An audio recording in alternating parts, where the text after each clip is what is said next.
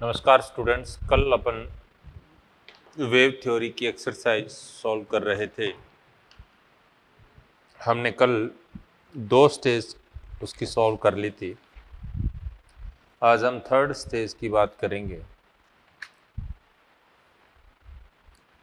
Third stage में देखिए first question. In a medium wave travel 2 kilometre in 3 second, the same frequency wave travel 3 kilometer in 10 seconds in another medium. The ratio of wavelength in the two media is। तो आपको length पता करनी है, दोनों की frequency same है, तो v equal to क्या होता है आपके पास, एफ लैम्डा होता है, राइट। तो इसका मतलब lambda 1 by lambda 2 equal to क्या होगा, v1 बाई v2 होगा। और v1 बाई v2 क्या हो जाएगा, 2 किलोमीटर इन 3 सेकेंड मतलब 2/3 ओवर 3 किलोमीटर इन 10 सेकेंड 3/10, तो 20/9 आपके पास रिजल्ट आ जाएगा। ओके, सेकंड क्वेश्चन देखिए। A wave travelling along x axis describe, आपको दे रखा है if the wavelength and the time period of the wave are इतना एंड इतना, देन अल्फा एंड बीटा। देखिए अल्फा क्या होता है, अल्फा के एक्स होता है, तो मतलब के होता है, के कितना है 2π/λ, और 2π/λ, लैम्डा आपको दे रखा है, कितना दिया है 0.8 मीटर दिया है, तो 2π/0.08 दिया है। तो आप इसे सिंप्लीफाई करेंगे तो अल्फा की वैल्यू कितनी आ गई, 25π आ जाएगी। क्लियर, ये 0.04 हो जाएगा, ऊपर 100 आया, 25 आ जाएगी।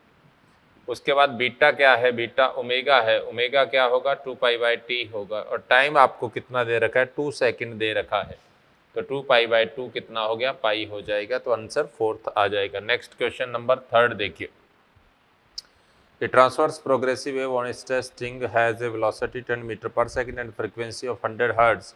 The phase difference between two particles which are particle of the string which are 2.5 centimetre apart. देखिए इसके लिए आपको क्या चाहिए, फेज डिफरेंस इक्वल टू के डेल एक्स होता है, के की वैल्यू चाहिए, के की वैल्यू क्वेश्चन में नहीं दी, फ्रीक्वेंसी दे रखी है, वेलोसिटी दे रखी है।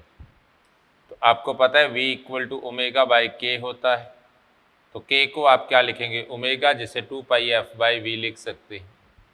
तो आपके पास डेल फाई कितना आ जाएगा, 2πf/v इंटू, सॉरी ये डेल एक्स है, डेल एक्स।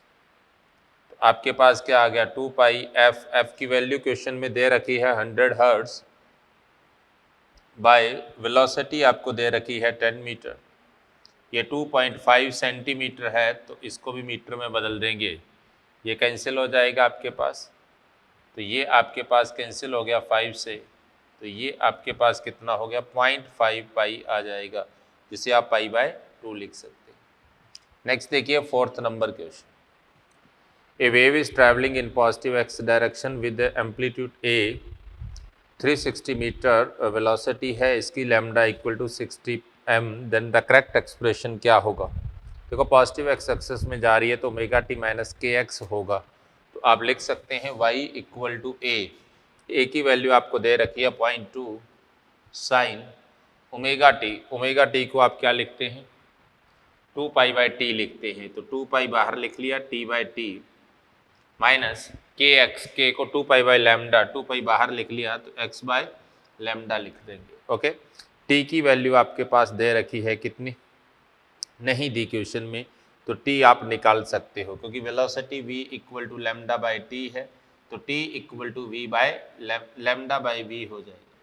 तो लैम्डा आपको क्वेश्चन में दिया है 60 मीटर और ये आपको दिया है 360, तो 1/6 सेकेंड हो जाएगा। तो जब यहाँ 1/6 रखेंगे तो ये 60 हो जाएगा, माइनस x/60, थर्ड आंसर आ जाएगा। ओके, नेक्स्ट क्वेश्चन देखिए। नेक्स्ट क्वेश्चन फिफ्थ देखिए। A long string having a cross sectional area 0.8 millimeter square, density इतना, is subjected to a tension 64 Newton along the x-axis. One end of this string is attached to the vibrator of 20 hertz, t equal to 0. The source is at maximum displacement y equal to 1 centimeter. What is the displacement of the equation of particle। देखिए वो कह रहा है कि t equal to 0 पर इसका displacement maximum है और वो मैक्सिमम भी कितना है 1 है। इसका मतलब a इक्वल टू क्या है 1 सेंटीमीटर है, जिसे आप 0.001 मीटर लिख सकते हैं या 1/100 मीटर लिख सकते हैं। और आपको पता है ये मैक्सिमम से स्टार्ट हो रहा है, इसका मतलब कॉस की टर्म में होगा, तो आपके पास y इक्वल टू क्या होगा a cos omega t minus kx। आप ओमेगा को क्या लिखते हैं, ओमेगा आपको क्वेश्चन में गिवन है, नहीं गिवन। 20 हर्ट्ज फ्रीक्वेंसी दी है तो 2 पाई f, इसका मतलब 40 पाई हो जाएगा।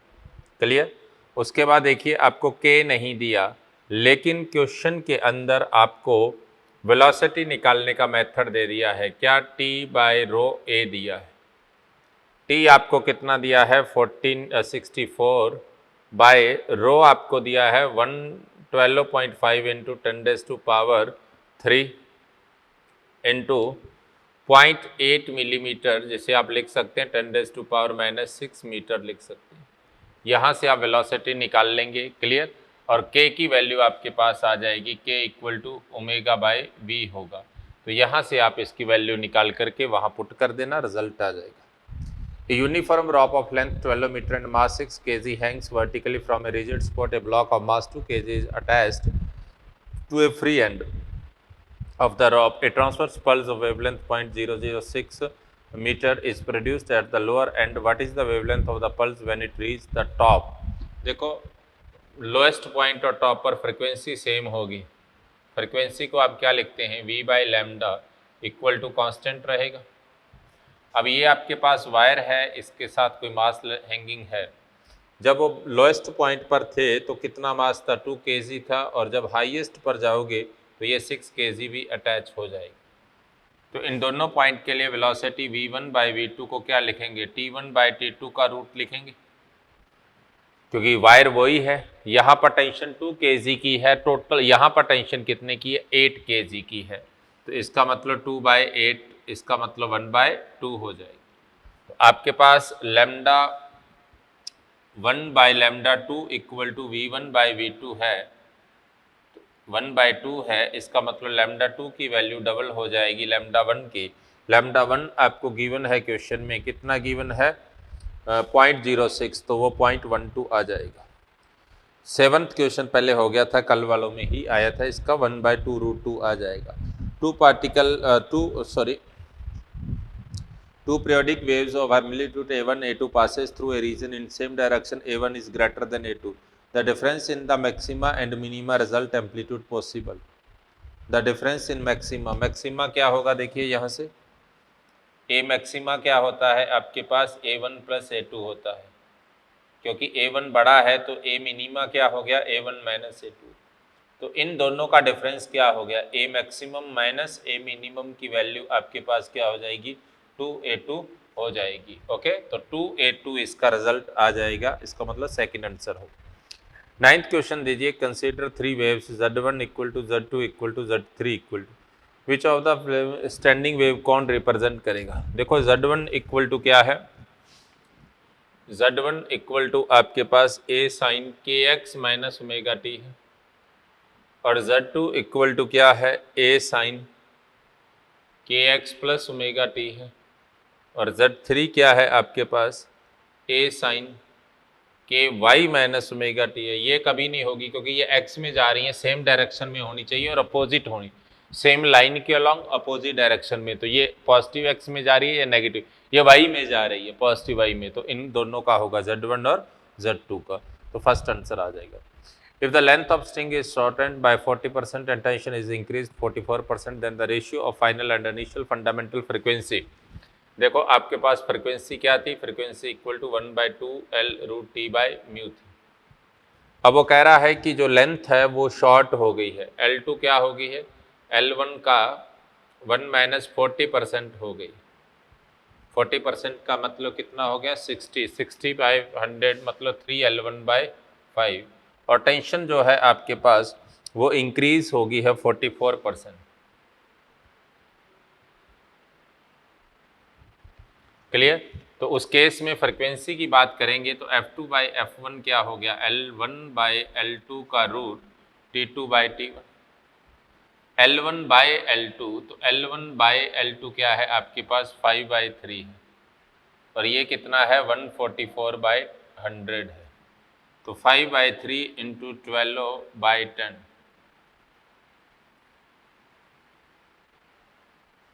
इसका मतलब फ्रीक्वेंसी क्या हो जाएगी 2:1 हो जाएगी। A tuning fork of frequency 392 hertz resonant with 50 centimeter length of a string under tension T. If the length of string is decreased by 2%, keeping the tension constant, the number of beats here when the string and tuning fork met to vibrate simultaneously. देखो उसमें tension क्या है, उसने tension को 2% decrease कर दिया है। तो देखिए फ्रीक्वेंसी जो है directly proportional to root T थी, तो आप लिख सकते हैं यहाँ से del F by F equal to क्या होगा del T by T into 1/2। ये 2% से डिक्रीज हुई है, तो आप लिख सकते हैं 1/2 इंटू 2/100, तो कितना आ गया 1/100 आ जाएगा। इसका मतलब del F equal to F by 100 से चेंज हो जाएगी, और जितने से चेंज होगी वही उसकी बीट फ्रिक्वेंसी हो जाएगी। क्लियर? तो एफ आपके पास कितनी थी, एफ आपके पास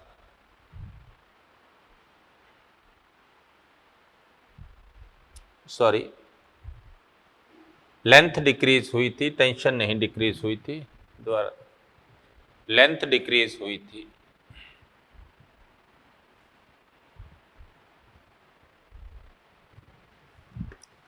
देखिए लेंथ डिक्रीजेस बाय 2% थी, राइट? तो लेंथ डिक्रीज होगी थी 2% से, तो उस केस में क्या था F inversely proportional to L था, तो F2 बाई F1 क्या हो गया L1 बाई L2। L2 क्या था L1 से 2% कम होगी, इसका मतलब आप कह सकते हैं कि जो आपके पास F2 है वो कितनी होगी थी L1 बाई L2, मतलब 100/92 into 98 into F1।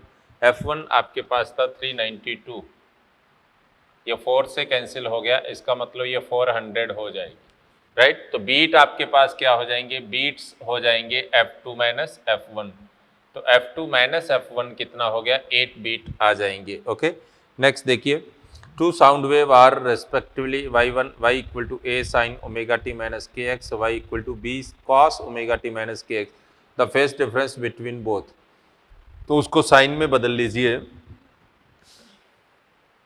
x equal to a sine omega t minus k x था, और दूसरे को भी साइन में बदल लीजिए, तो sign omega T minus k x plus π/2 हो जाएगा। तो इन दोनों में फेज डिफरेंस कितना हो गया π/2 हो गया।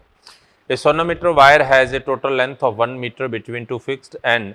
Where should be two bridges be placed below the wire so that the three segments of the wire have their fundamental frequency 1:2:3?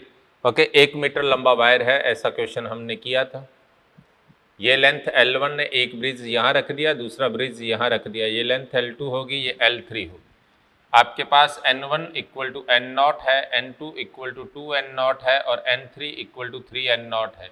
N inversely proportional to L था, तो L1 ratio L2 ratio L3 क्या हो गया 1/N1 ratio 1/N2 ratio 1/, तो आपके पास क्या आ जाएगा 1/N0 ratio 1/2 N0 ratio 1/3 N0, तो 6 एलसीएम आएगा, तो इसका रेशियो आ गया 6:3:2 आ जाएगा। ओके, ये इसकी लेंथ का रेशियो आ गया है, तो इसका मतलब L1 की जो लेंथ है वो कितना हो गया, L1 का रेशियो कितना है 6 by total sum of ratio 11 into total length क्या है 1 मीटर, तो 6 बाय सॉरी, तो फर्स्ट वाला जो है वो 6/11 मीटर पर रखना चाहिए। तो दूसरा कहाँ रखेंगे, देखिए L2 क्या हो गया, L2 वाली लेंथ कितनी होगी आपके पास, वो यहाँ से रेशियो देखेंगे वही 3/11 इंटू 1, तो 3/11 मीटर।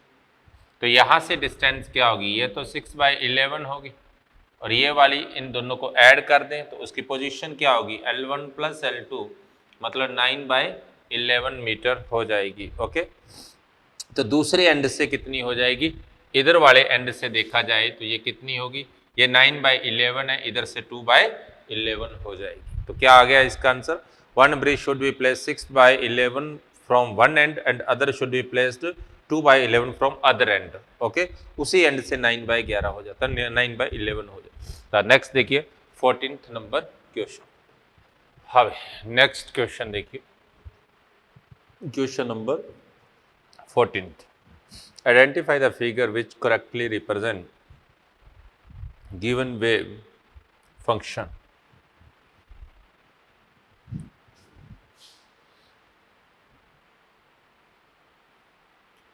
y equal to 2√3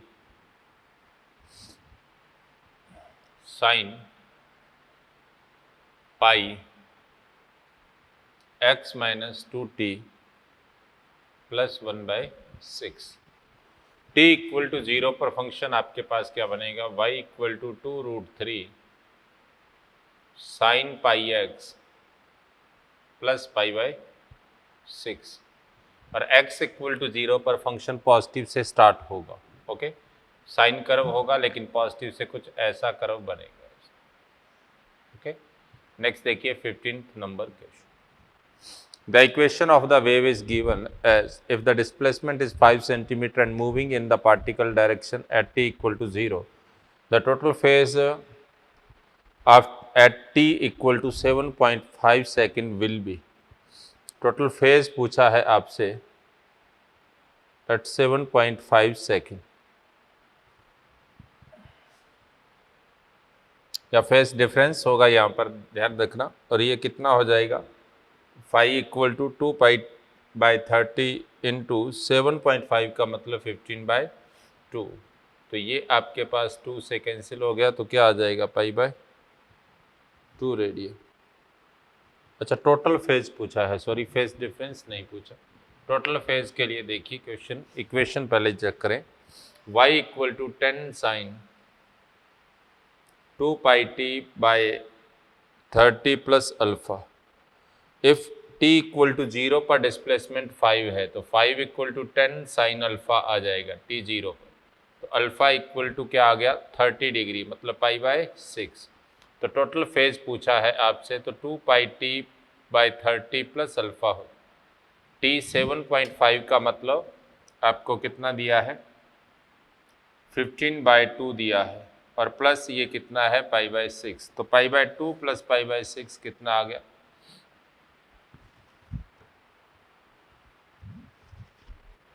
ये आपके पास कितना आ जाएगा 3/4 π/6, मतलब 2π/3 रिजल्ट आ जाएगा।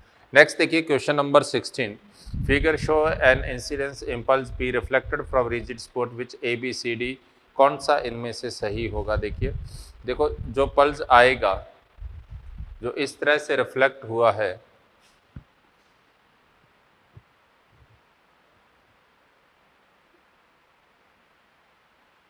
ये इस तरह से रिफ्लेक्ट हो रहा है, गौर से देखो, ये कम है ये ज़्यादा है, तो जाते टाइम भी ये वाला तो ज़्यादा होगा और ये वाला कम होगा, ओके। देखो इसमें दोनों में क्या डिफरेंस है, 3 और 4 में, 3 में ये कम दिया है, ये वाला पोर्शन देखो, ये वाला A पोर्शन है, ये B, तो A इधर होगा, B इधर होगा, ओके, उसमें उल्टा दे रखा है थर्ड में।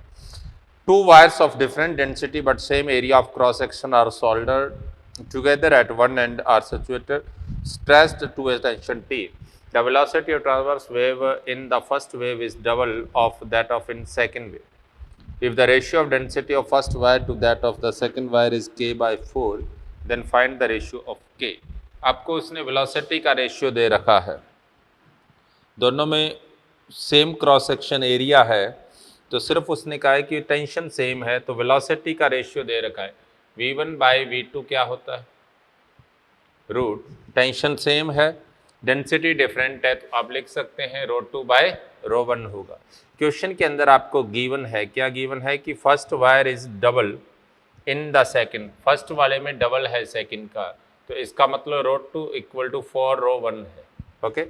आपको गिवन क्या है कि ρ1/ρ2 इक्वल टू 1/4 है, लेकिन आपको क्वेश्चन में गिवन क्या है, क्वेश्चन में गिवन है k/4, इसका मतलब k की वैल्यू क्या है 1 हो जाएगी। नेक्स्ट देखिए 18th number question. The particle displaced in a stationary wave is given y equal to 2 sine इतना एंड इतना distance between a node and the next anti node, तो निकाल लीजिए kx क्या है, sine kx, sine pi x by 10 equal to 0 होगा Nord के लिए।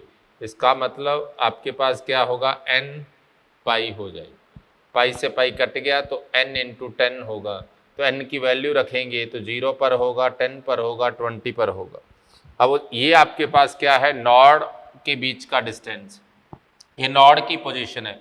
नॉड और दो नॉड के मिड पॉइंट पर एंटी नॉड होगा, तो एंटी नॉड कितने पर होगा, 5 पर होगा, 15 पर होगा, 25 पर होगा। तो नॉड और एंटी नॉड के बीच की डिस्टेंस 5 आ जाएगी। नेक्स्ट देखिए question number 19, the vibration of, ऐसे ही नेक्स्ट क्वेश्चन है, राइट। इसमें maximum displacement at x equal to 5 equal is x√3, then find the x। Maximum displacement की बात की है, तो आप लिख सकते हैं 4 sin pi x by 15 equal to कितना है आपके पास, 5 है।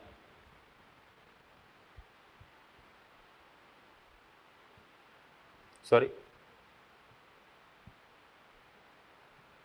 The maximum displacement at x equal to 5, ये आपके पास डिस्प्लेसमेंट है r, राइट, और x इक्वल टू 5 पर पूछा है, तो x इक्वल टू 5 पर क्या हो गया, पाई बाय 3 मतलब 60 डिग्री, जिसे आप लिखेंगे √3/2, तो 2√3 हो जाएगा। ये कह रहा है कि x√3 है, तो x की वैल्यू क्या होगी, इसका मतलब 2 की वैल्यू पूछ रहा है। Okay, a sound wave a0 sin omega t minus kx is reflected from a rigid wall with 64% of its amplitude.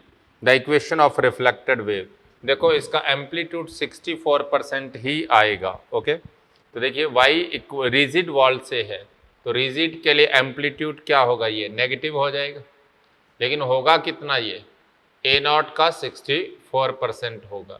तो आप रिफ्लेक्टेड को क्या लिख सकते हो, -64 a0 by 100 sine omega t plus kx हो जाए। नेक्स्ट देखिए आपके पास in sonometer wire the tension is maintained suspending a 50.7 kg mass from the free end of the wire, the suspended mass has a volume itna, the fundamental frequency of the wire is itna, if the suspended mass is completely submerged in water the fundamental frequency will become, देखो जैसे आप suspended मास को emerge करोगे tension change हो जाएगी, तो tension कितने से चेंज होती है, देखिए आपके पास फ्रीक्वेंसी क्या है, 1/2L√T/μ। अब टेंशन किसके कारण आ रही है, 50.7 kg मास के कारण आ रही है। ओके, अब जब आपके पास सेकंड केस, फर्स्ट केस में टेंशन क्या है mg, तो सेकंड केस में टेंशन क्या हो जाएगी, mg इफेक्टिव होगी। तो आप लिख सकते हैं mg इफेक्टिव को क्या लिखेंगे, mg माइनस बाय mc। आप लिख सकते हैं mg minus rho water into vg। ये आपके पास क्या हो जाएगा, नए वाली टेंशन हो जाएगी। मेरी बात क्लियर, तो नए वाली टेंशन आप निकाल लेंगे, कितना हो गया 50.7 माइनस रो वाटर कितना दिया है आपको 10⁻³ होता है, ये आपको दिया है 75 इंटू 10⁻⁻4 और इंटू जी। तो आपके पास नई टेंशन क्या हो जाएगी 50.7 माइनस 7.5 इंटू जी, ये आ गया आपके पास 2.43 इंटू। अब आपके पास नई फ्रीक्वेंसी क्या हुई, f'/f इक्वल टू t'/t का रूट, तो आप लिख सकते हैं 43.2g बाय 50.7g। तो ये आपके पास रिजल्ट आ गया। अब आप इसका वैल्यू निकाल लेना, रूट निकाल करके उतने हर्ट्स आपके पास आ जाएगी। ओके, नेक्स्ट देखिए 22 देखिए, y equal to X T. 22 देखिए आपको इक्वेशन दी है y equal to 0.8 by 5 plus 4x minus 5t का square. Pulse is moving in negative X axis, गलत कह रहा है, यहाँ से क्लियर दिख रहा है ये पॉजिटिव एक्स एक्सिस में जा रहा है। First statement is wrong. It will travel at a distance 2.5 metre in 1 second. निकाल लीजिए, यहाँ से आप कह सकते हैं 4x माइनस 5t कांस्टेंट है, तो तो आपके पास 4 वेलोसिटी माइनस 5 इक्वल टू 0, मैंने डिफरेंशियल कर दिया इसका, v इक्वल टू 5/4 आ गया। तो 1 सेकंड में कितनी डिस्टेंस चलेगा वो x equal to V T, मतलब 5.4 इंटू 1.25 मीटर चलेगा। ओके, ये भी गलत है। थर्ड देखिए, it's maximum displacement is 0.16 metre. इसका मैक्सिमम डिस्प्लेसमेंट वो कह रहा है 0.16 मीटर होगा। मैक्सिमम डिस्प्लेसमेंट जब ये वैल्यू 0 हो जाएगी उस केस में y मैक्सिमम होगा, और कितना होगा 0.8 तो इसका मतलब थर्ड इसका सही है। Pulse is moving in negative X axis, दोनों सेम ही आगे, पहला और चौथा ऑप्शन, लेकिन ये है नहीं, गलत है। नेक्स्ट देखिए 23, the length tension and the diameter density of wire is doubled. ऐसा क्वेश्चन पहले कर चुके हैं, वैसा ही हो जाएगा। The rod show at an instant is carrying a wave travelling toward right created by a source vibrating eight A frequency n। Consider the following statement, इनमें से कौन सा स्टेटमेंट सही होगा। आपके पास इस तरह की एक वेव दे रखी है,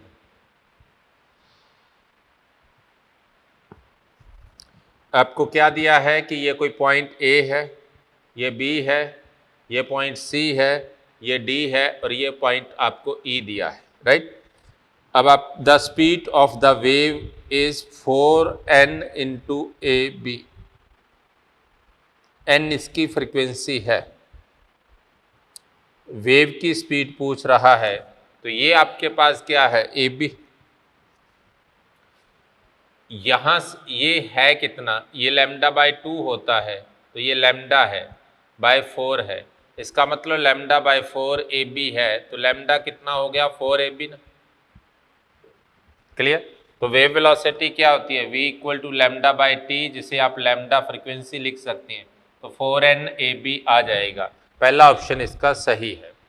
the medium at A will be in same phase at D, A और D पर सेम फेज में नहीं होंगे, राइट, अपोजिट हो जाएगा, clear. The phase difference between B and E is 3π/2, B और E में, B और E में डिस्टेंस देख लो कितनी है, ये लैम्डा हो गया /2 और ये λ/3, λ/4 हो जाएगा। तो फेज डिफरेंस कितना होता है 2π/λ इंटू डिस्टेंस, डिस्टेंस क्या है 3λ/4, तो 3π/2 आ जाएगी। ओके, तो ये आंसर सही है। तो इसका मतलब फर्स्ट और सेकंड थर्ड सही हो जाएगी।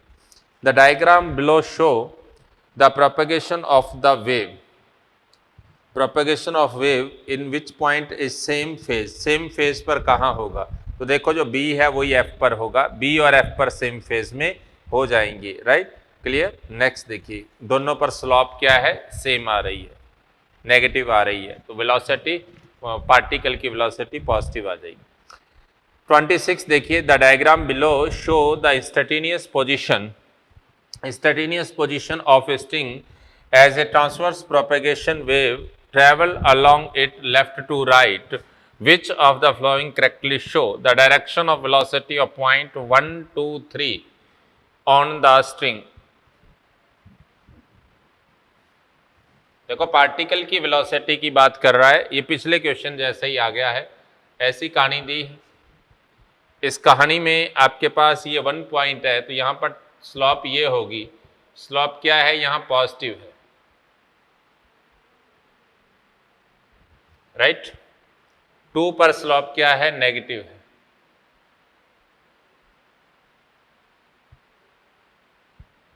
3 पर स्लॉप क्या है पॉजिटिव है। पार्टिकल वेलोसिटी आप क्या लिखते हैं -v इंटू स्लॉप लिखते हैं, v इधर को है पॉजिटिव है, तो माइनस ये पॉजिटिव था, और स्लॉप क्या है आपके पास, जहाँ पर पॉजिटिव है वहाँ ये नेगेटिव आ जाएगा, और यहाँ ये नेगेटिव है वहाँ ये पॉजिटिव आ जाएगा। 2 जगह पर पॉजिटिव आया है स्लॉप, तो 1 और 3 के लिए क्या हो गया, पार्टिकल की वेलोसिटी नीचे को होगी, और 2 पर पार्टिकल की वेलोसिटी ऊपर को हो जाएगी। इसका मतलब फोर्थ आंसर आ जाएगा down up down. Okay, if the speed of the wave show in the figure 330 metre पर second in the given medium, then the equation of the wave propagation in positive x direction will be।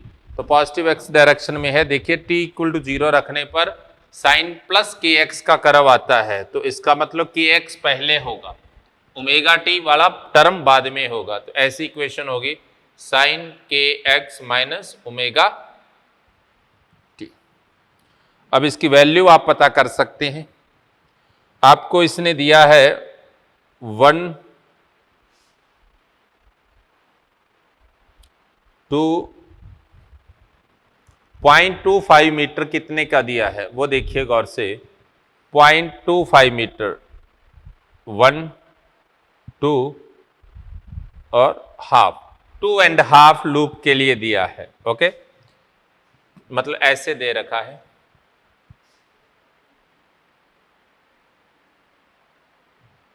इसको 2.5 दिया है, sorry इसको,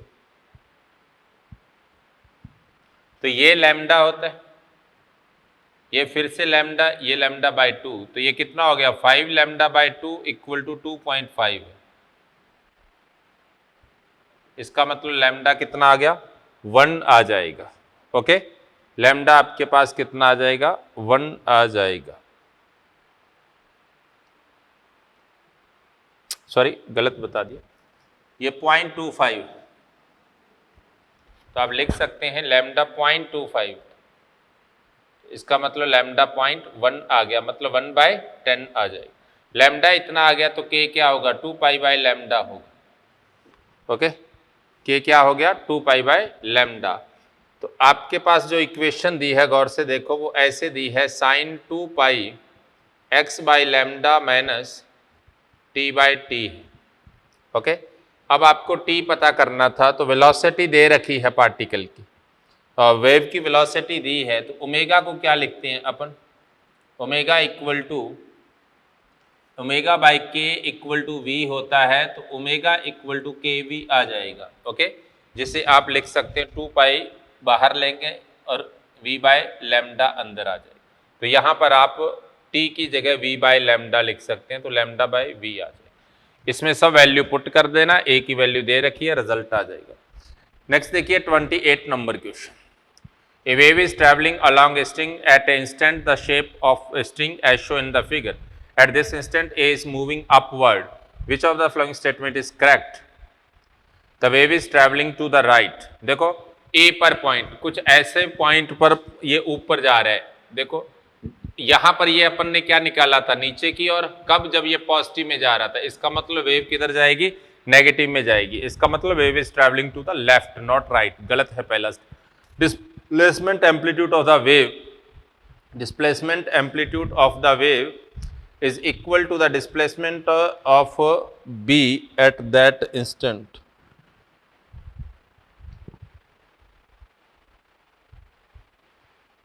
A is moving upward. Which of the following statement is correct? Displacement amplitude of the wave, displacement amplitude of the wave, हाँ wave का जो displacement है वो इक्वल हो जाएगा किसके, displacement of B at that instant, सही कह रहा है। At this instant the velocity of C is also directed upward, C की डाउनवर्ड हो जाएगी। ए एंड सी एक दूसरे, ए और सी के अंदर फेज में बी इक्वल टू पाई, जरूरी नहीं है वो पाई हो, ओके पाई नहीं हो सकता। ओके, नेक्स्ट देखिए इसका सेकंड आंसर आ जाए। तो ये आपके पास इसकी थर्ड स्टेज थी। फोर्थ और फिफ्थ स्टेज के लिए आप हमारे CLC के YouTube चैनल पर विजिट कर सकते हैं, वहाँ से इनके सॉल्यूशन को देखेंगे। अब हम अगले पार्ट वेव थ्योरी के बाद जो अगला पार्ट है इसका, उसके सॉल्यूशन करेंगे। ओके, हाँ भाई, अभी हमने वेव थ्योरी के पूरे क्वेश्चन सॉल्व किए हैं, अब साउंड वेव और डॉपलर इफेक्ट वाले पार्ट के करेंगे। ओके, साउंड वेव और डॉपलर इफेक्ट।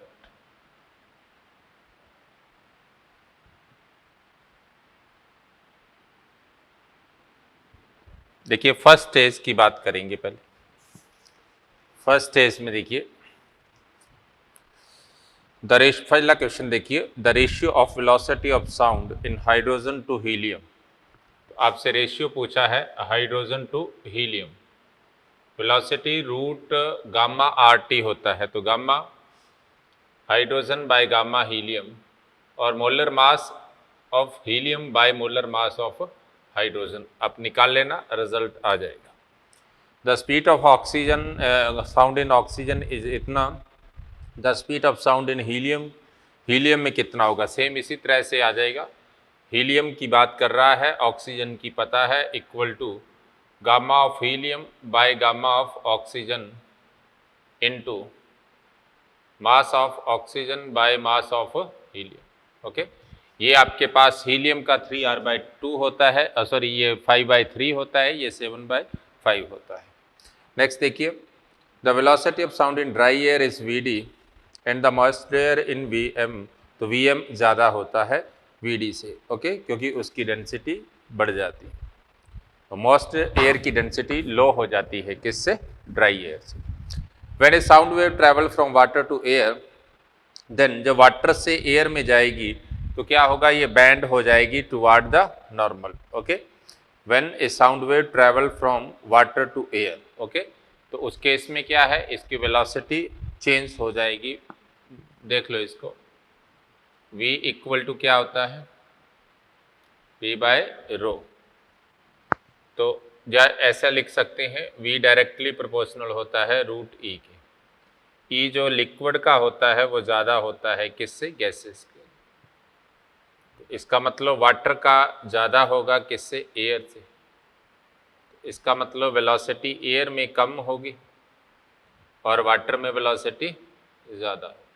ओके, तो उस केस में ये बैंड किधर हो जाएगी, वाटर से जब आएगी तो इसकी और बैंड हो जाएगी।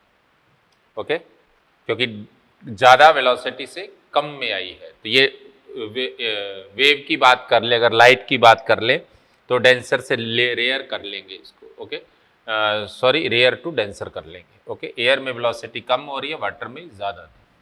नेक्स्ट देखिए, फिफ्थ क्वेश्चन में देखिए, वेवलेंथ इतना है प्रोड्यूस्ड इन एयर, देन कैसी वेव होगी। देखिए इसकी फ्रिक्वेंसी, वेवलेंथ दे रखी है, फ्रिक्वेंसी क्या हो जाएगी, v इक्वल टू क्या होता है, λ/t, मतलब λf होता है। तो फ्रिक्वेंसी v/λ कितनी हो जाएगी, 300/0.6 सेंटीमीटर। तो ये हो गया 300 × 10⁻³ ये 50 हो गया। तो ये 50,000 हर्ट्ज होगी, अल्ट्रा सोनिक वेव हो जाएगी। Okay, eight which temperature the speed of sound in hydrogen will be same that of speed of sound in oxygen. देखो हाइड्रोजन और ऑक्सीजन की बात की है, तो आप लिख सकते हैं वेलोसिटी ऑफ हाइड्रोजन इक्वल होनी चाहिए ऑक्सीजन की। तो इसको आप लिखेंगे gamma hydrogen R T hydrogen by M hydrogen, gamma oxygen R T oxygen by M oxygen. ये कैंसिल हो जाएगा, दोनों डाई एटॉमिक गैसेज हैं। तो टेम्परेचर एक का दिया है, दूसरे का निकाल लेना। टेम्परेचर को केल्विन में बदल लेना पहले, फिर उसे डिग्री में कन्वर्ट कर दो। V1 V2 the velocity of sound at the same pressure in two monoatomic gases of density ρ1 and ρ2. If the ρ1 by ρ2 equal to 1/4, then velocity क्या होगी, सीधे ही पता है v equal to √p/ρ होता है, तो वो 2:1 हो जाएगी। The ratio of molar mass of nitrogen and oxygen gas is इतना, the temperature at which the speed of sound in nitrogen will be same at that in oxygen at 55 degree. ये same question हो जाएगा 6 जैसा। ओके, दोनों nitrogen oxygen diatomic gases है, gamma cut जाएगा, सिर्फ इससे आ जाएगा। A mechanical wave moving in a gas must be longitudinal, gas के अंदर ये लॉन्गिट्यूडनल होगी, लिक्विड के सरफेस पर ट्रांसवर्स होगी, अंदर इसके लॉन्गिट्यूडनल रहेगी। On a winter day sound travel 336 metre in 1 second, find the atmospheric temperature. मतलब इसकी वेलोसिटी आपको दे रखी है और एटमॉस्फेरिक प्रेशर पूछा है। देखिए आपको पता है Vt इक्वल टू क्या होता है, V0 + 0.61 T होता है। 0 डिग्री पर दे रखा है, किसी टाइम पर आपको दे रखी है, तो टाइम टेम्परेचर आपसे पूछा है, आप निकाल लेना, रिजल्ट आ जाएगा। ए sign with the frequency n and b signs with the frequency 1/8 that of a, the energy remain the same, displacement of amplitude of a is then the displacement of B is. देखो energy same है तो उस case में amplitude का क्या relation आ जाएगा, omega A constant हो जाएंगे। Okay, A 2 by A one equal to क्या होगा, ओमेगा 1 बाय ओमेगा 2। तो वो उसका 1 बाय 8 है, तो ये ओमेगा 1 है, ये ओमेगा 1 बाय 8 है, मतलब 8 आ गया, तो एम्पलीट्यूड क्या होगा, 8 टाइम्स हो जाएगा। ओके, नेक्स्ट देखिए 12वां question. The power of sound from a speaker of a radio 20 milliwatt. By tuning the knob of the volume control, the power of sound increased 400 milliwatt. What is the power increased as compared to the original? देखो del L equal to क्या हो गया, 10 log 10। Final power कितनी है 400 by initial कितनी थी 20, ये cancel हो गया कितने से 20 से, तो 10 log 10 10 प्लस log 10 2 हो जाएगा।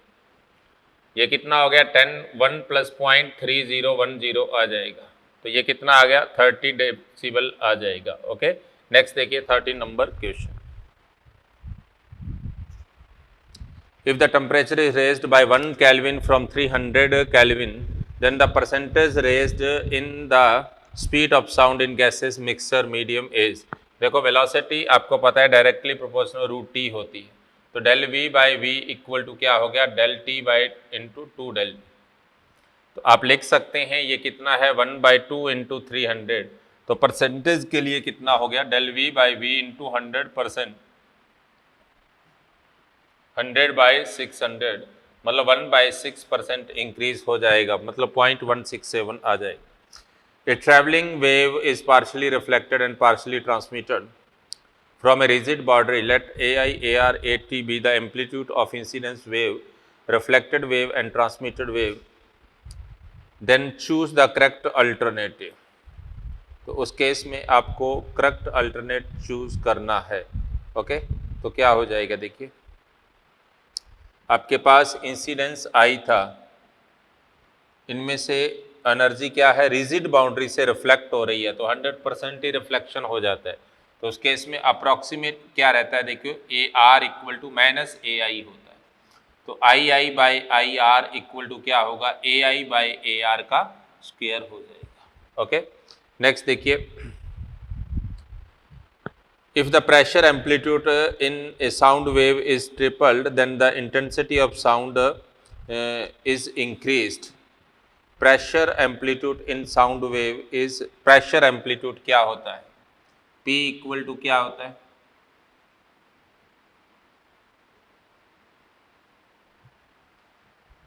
ये होता है। ओके, तो इंटेंसिटी पूछी गई है, ये ट्रिपल कर दिया गया है, ये 3 टाइम्स हो गया है, उस केस में इंटेंसिटी क्या होगी देखो, इंटेंसिटी को हम क्या लिखते हैं 1/2 रो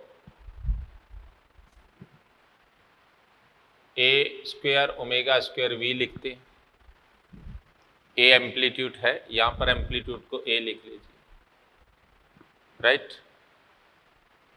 इसमें इसने क्या कहा है ट्रिपल द इंटेंसिटी, इसको आप इंटेंसिटी में कन्वर्ट करना चाहते हैं तो वेलोसिटी को आप क्या लिख सकते हैं ओमेगा बाई के लिखते हैं,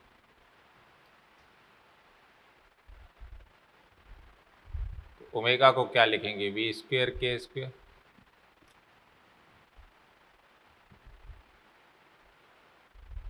ओके, और v को आप क्या लिखते हैं, यहाँ से निकल जाएगा, v को आप क्या लिखते हैं b बाय रो इंटू के स्क्वायर, राइट। और इस रो को भी आप वेलोसिटी में बदल दोगे तो ये क्या बन जाएगा, ये intensity directly proportional p square हो जाएगा। अगर वो आपके पास ट्रिपल्ड हो जाएगा तो ये 9 टाइम्स हो जाएगा। Okay, A 2-fold increase in the intensity of wave implies an increase, 2-fold का मतलब उसकी इंटेंसिटी को डबल कर देंगे, तो उस केस में कितना होगा, डबल करते ही वो क्या है 10 log 10 2 हो जाएगा, तो ये 0.30 होता है, तो 3.01 डेसिबल हो जाएगा। A person speaking normally produces a sound of 40 decibel at a distance 4 meter. If the threshold frequency of reasonable audibility is 20 decibel, the maximum distance at which he can hear clearly is. तो देखो Audible कितनी है 20 decibel है और वो 1 metre पर 40 decibel है, तो यहाँ से आप इंटेंसिटी निकाल लीजिए। आप लिख सकते हैं 40 डेसिबल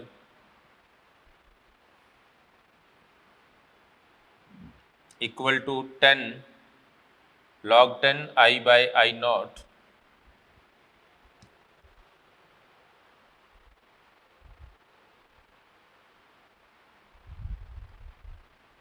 तो आपके पास कितना आ गया, log 10 I1 by I not आपके पास 4 आ गया है। आप इसे 20 तक ले जाना चाहते हैं, 20 तक ले जाने के लिए आपको इसकी डिस्टेंस को चेंज करना पड़ेगा। देखिए I2 बाई I1 क्या हो गया, R1 बाई R2 का स्क्वायर हो जाएगा। तो आपके पास del L equal to 10 log 10 कितना आ जाएगा, R1 बाई R2 का स्क्वायर, जिसे आप लिख सकते हैं 20 log 10 R1 बाई R2 आ जाएगा। क्लियर। अब ये आपके पास कितना दिया है इसने, ये दिया है 40 माइनस 20, तो ये कैंसिल हो जाएगा। तो आपके पास log 10 R1 by R2 equal to 1 आ जाएगा। तो इसका मतलब R1 बाई R2 आपके पास कितना आ जाएगा, ये जाएगा तो इधर जाएगा तो 10 की पावर 1 हो जाएगा। तो R1 इक्वल टू 10 R2 हो जाएगा, मतलब 10 मीटर हो जाए। R2 को आपने 1 मीटर ले लिया तो वो 10 मीटर हो जाएगा। The sound level at a point is increased by 40 decibel. What is the change in pressure amplitude increased. जहाँ पर ये 40 डेसिबल है, इंक्रीज हुआ है 40 डेसिबल, तो प्रेशर कितना इंक्रीज होगा, देखो del L equal to 10 log 10 I2 by I1 है। ये आपके पास कितना है 40 डेसिबल,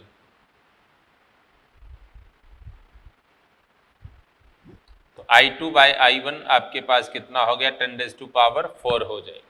तो I स्क्वायर अभी पता था P स्क्वायर होता है, तो P क्या होगा, इसका रूट हो जाएगा। तो 10⁴ का रूट कितना हो गया, P2 बाई P1 क्या हो जाएगा आपके पास 10⁴ रूट, तो 10⁻² आ जाएगा, 100 आ जाएगा।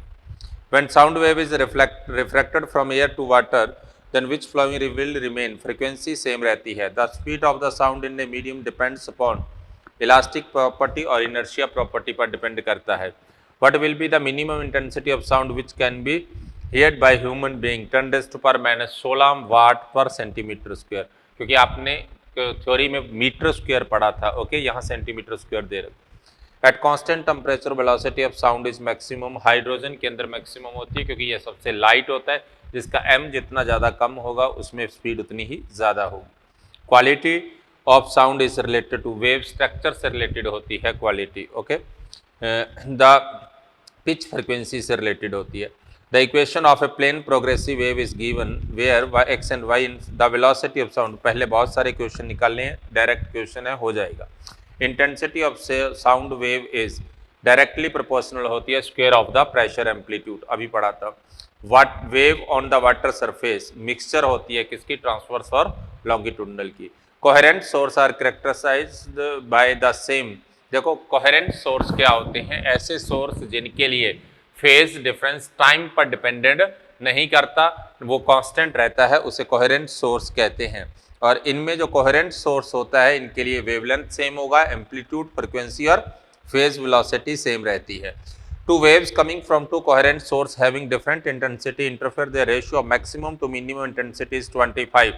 देन इंटेंसिटी इंडिविजुअल कितनी हो जाएगी, आपने डायरेक्ट फॉर्मूला पढ़ा था, I maximum by I minimum equal to उनकी अलग अलग की था, बीटा रेशियो था का स्क्वायर था, ओके। बीटा क्या था, रेशियो ऑफ इंडिविजुअल इंटेंसिटीज। यहां से आप उसका रिजल्ट निकाल लेना, ओके। नेक्स्ट क्वेश्चन देखिए 29।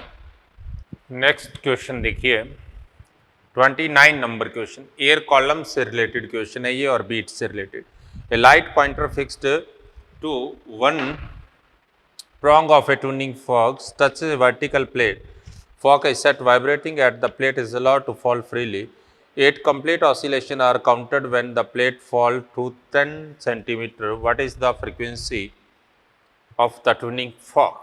देखिए 10 सेंटीमीटर कितने टाइम में गिरेगी? √2h/g ना, ये कितना हो गया आपके पास 2 × 10 सेंटीमीटर बाय 9.8,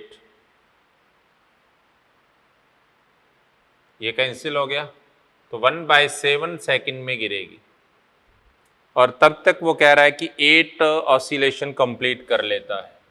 तो फ्रीक्वेंसी क्या होता है? Number of oscillation by time को आप फ्रीक्वेंसी कहते हैं। तो फ्रीक्वेंसी आपके पास क्या हो गया 8/1/7 मतलब 56 हर्ट्ज हो जाएगा। नेक्स्ट देखिए 30 number question. Sound wave in air are always longitudinal because air does not have a model of rigidity, क्योंकि ट्रांसवर्स के लिए रिजिडिटी होना जरूरी है। 31 क्वेश्चन सिंपल है, पहले बहुत बार आ चुके हैं ऐसे क्वेश्चन, आप कर लोगे। Ultrasonic, infrasonic and audio waves travel through a medium with speed, तो स्पीड सभी की इक्वल होती है, फ्रीक्वेंसी डिफरेंट होगी। ओके, नेक्स्ट देखिए, नेक्स्ट क्वेश्चन आप फिर कर लोगे, एक सिंपल क्वेश्चन है, पहले भी बहुत बार आ चुका है। 34 देखिए, N1, N2, N3 are frequency of segment stressed string, the frequency N of the string is given as. Segment के लिए फ्रीक्वेंसी N1, N2 है। देखो आप कह सकते हैं कि टोटल लेंथ L क्या होगी, L1 + L2 + L3 + L4 ये होगी ना। अब फ्रीक्वेंसी N इक्वल टू क्या होता है 2L√T/μ ना, ये तो सेम रहता है। इसका मतलब आप लिख सकते हैं V/2L, तो L इक्वल टू आप लिख सकते हैं V/2N, तो आप वैल्यू पुट कर दीजिए V/2N equal to V/2N1 + V/2N2। अलग अलग सेगमेंट के लिए ये वैल्यू रखेंगे, तो उस केस में आपके पास क्या आ गया 1/n equal to N1 + N2 +। Next देखिए 31 नंबर क्वेश्चन, 35, ये 34 था, सॉरी 35 देखिए। स्ट्रेस्ड वायर 114 सेंटीमीटर, ऐसे क्वेश्चन आप कर चुके हैं। An open and A closed pipe have same length, the ratio of frequency of their nth overtone. Length same है तो आप कह सकते हैं कि ओपन पाइप के लिए, ओपन पाइप में nth ओवरटोन का मतलब क्या होता है n+1 हार्मोनिक होता है।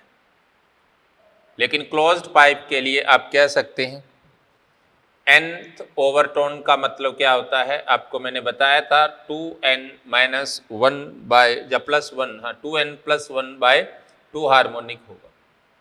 तो इनका रेशियो क्या हो जाएगा, उनका रेशियो नॉर्मल लेंथ सेम है, तो उस केस में इनका रेशियो क्या होगा, देखिए सॉरी 2n + 1 हार्मोनिक होता है।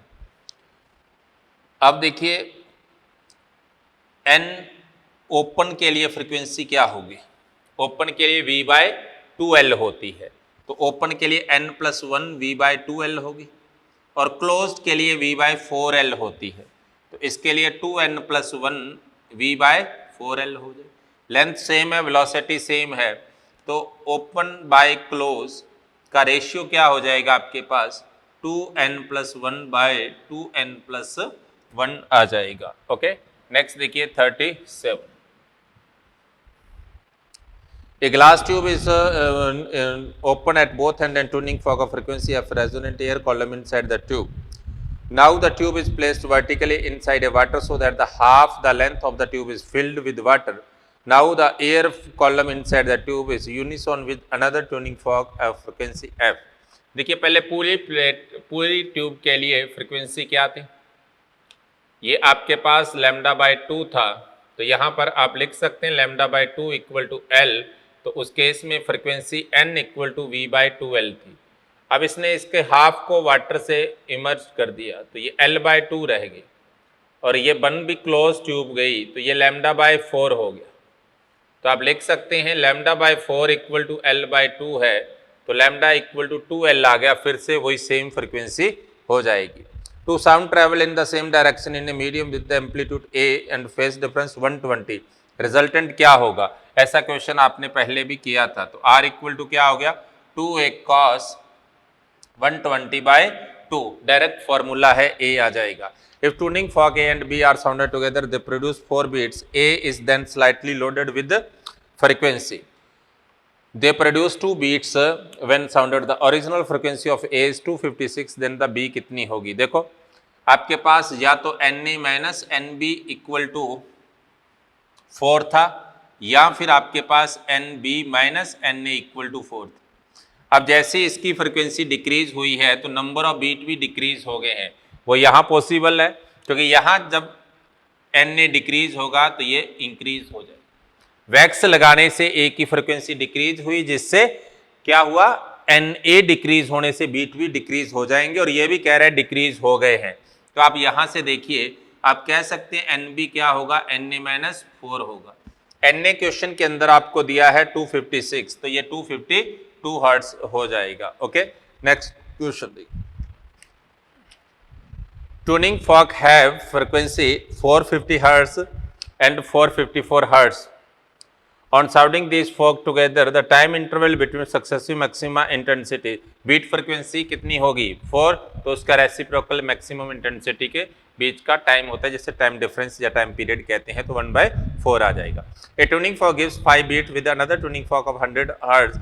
When the first tuning fork is loaded with wax, then the number of beats remain unchanged. देखो आपके पास Na minus NB equal to 5 था, या NB minus Na equal to 5 था, ये आपको नहीं पता, लेकिन इतना पता है कि फर्स्ट ट्यूनिंग फॉर्क की फ्रीक्वेंसी डिक्रीज होगी।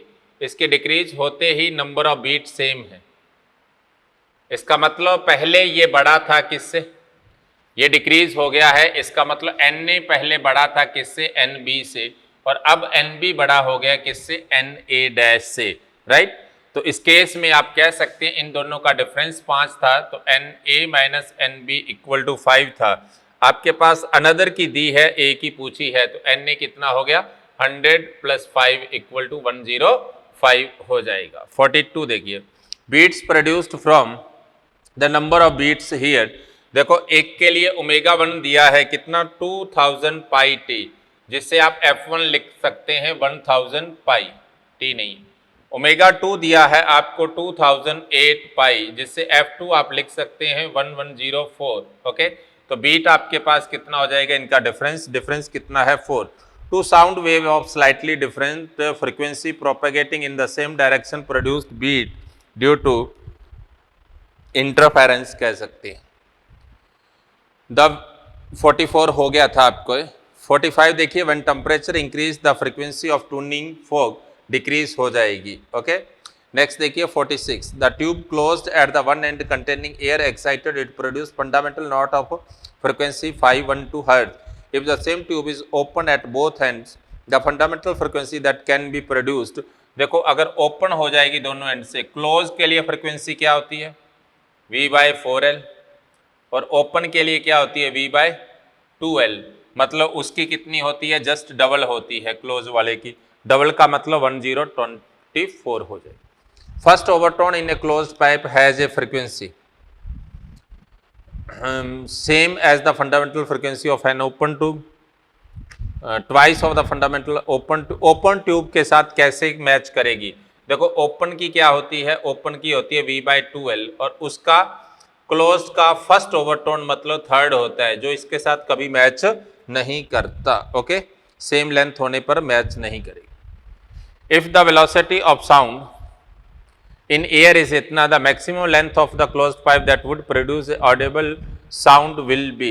audible sound produce करने के लिए आपने पढ़ा होगा, आपके पास जो फ्रीक्वेंसीज आती हैं, किसी भी साउंड को सुनने के लिए जो फ्रीक्वेंसी होती है, जिसे हम ऑडिबल फ्रीक्वेंसी कहते हैं।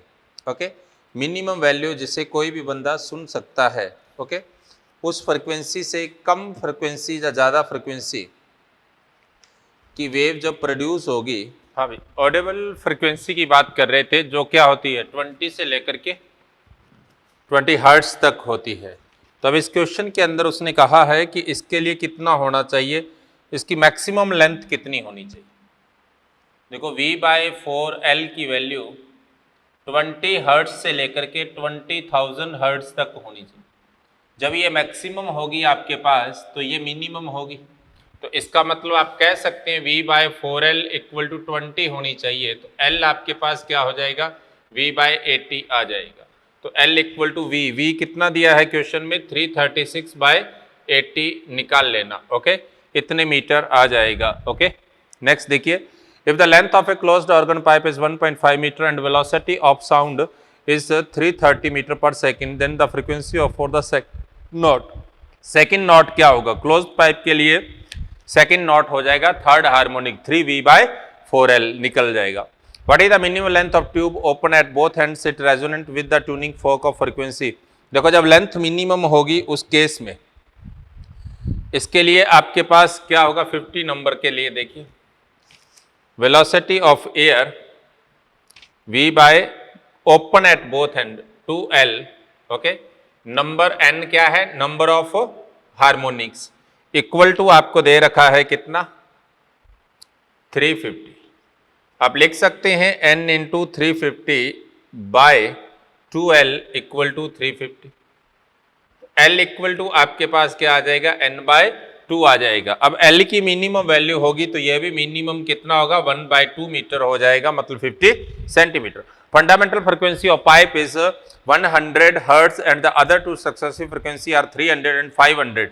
तो इसका मतलब क्या है, वन एंड से ओपन है क्योंकि 1:3:5 रेशियो उसी में बनता है। Okay, standing stationary wave can be obtained in air column even if the interfering wave are standing wave can be obtain in the air column. हाँ, अगर डिफरेंट एम्पलीट्यूड हो तो भी आप उसे इंटरफेरिंग वेव से स्टेशनरी वेव बनती है किसमें, पाइप के अंदर। नेक्स्ट देखिए, an open pipe in fundamental mode the pressure variation is the maximum. Open pipe होगी तो उस केस में उसके मिडल पर नॉड बनेगा और नॉड पर प्रेशर मैक्सिमम होगा। ओके, टू वेव्स आपको दे रखी है, उनकी इक्वेशन आपको दे रखी है, दे स्टैंडिंग वेव प्रोड्यूस करते हैं तो amplitude at the nodes will be, node पर एम्पलीट्यूड हमेशा ही 0 होता है। एट द डिस्प्लेसमेंट और एंटी नॉड पर 2A हो जाएगा। Okay, at displacement nodes in stationary wave, displacement in stationary wave node पर क्या होगा, प्रेशर और डेंसिटी मैक्सिमम हो जाएंगे। If the temperature of closed organ pipe is increased, then the fundamental frequency also increase because temperature increase होने पर उसकी velocity increase हो जाएगी। A sound wave is passing through air column in the form of compression and rarefaction. In consecutive compression and rarefaction के बीच में heat का कोई transfer नहीं होता साउंड वेव के अंदर, उस केस में रेयरफैक्शन में हीट का कोई ट्रांसफर नहीं होगा। Okay, a pipe open at both ends produce a knot of fundamental frequency f1. When the pipe is kept by 3/4 of its length, it produce a knot of frequency f2. देखो open थी दोनों and से और अब उसकी 3/4 length को water में रख दिया। पहले आपके पास दोनों एंड से ओपन थी, ये वेव बन रही थी, फ्रीक्वेंसी क्या थी आपके पास, f1 इक्वल टू था V/2L। अब उसने 1/4 लेंथ ही रखा है, बाकी सारा वाटर में चला गया, L/4, और यहाँ पर ऐसी वेव बननी है, ये λ/4 हो गया। तो इसका मतलब लैम्डा इक्वल टू L है, तो F2 क्या हो गया, V/L हो जाएगा। ओके, तो इनका रेशियो 1:2 हो जाएगा। Third overtone of a closed organ pipe is in unison with the fourth harmonic of an open organic pipe. Find the ratio of the length of the pipe. देखो दोनों के length का ratio पूछा है उसने, तो क्या हो जाएगा, यहां से देखिए,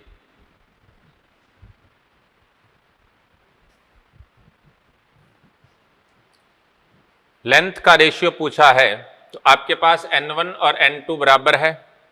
एक आपके पास ओपन पाइप है और उस ओपन पाइप क्लोज्ड पाइप का थर्ड ओवरटोन का मतलब क्या हो गया, 2n+1, तो मतलब 6 और +1 7th हार्मोनिक होगा, तो 7V/4L, और ये 4 हार्मोनिक है तो /2L, तो कितना हो जाएगा आपके पास, ये L1 L2, L1/L2 कितना हो गया, 7/8 हो जाएगा। ओके, 60 नंबर क्वेश्चन देखिए, the second overtone of a resonance pipe is in resonance with the first overtone of a closed pipe of length 2 metre, तो इसी तरह से ये भी आ जाएगा। ओके, नेक्स्ट क्वेश्चन अपन अगली क्लास में देखेंगे, इसके लिए हमें एक एक्स्ट्रा क्लास और लेनी पड़ेगी। Okay, thank you.